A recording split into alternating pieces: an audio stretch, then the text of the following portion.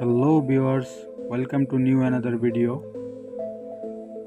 How to enable developer option in Samsung phone. Okay, let's start. Follow my all step. Okay, click on your phone settings. Now scroll down.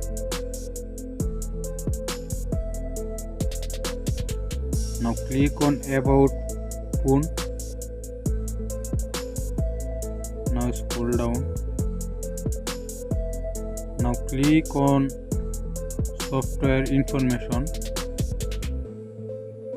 Now scroll down. Now click 7-time build number. 7-time tap. Your phone unlock.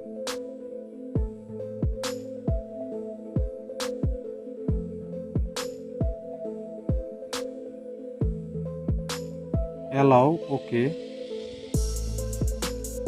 Developer option mode has been.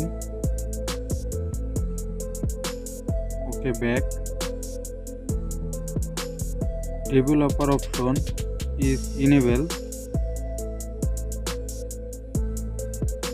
Thank you for my watching. Subscribe now.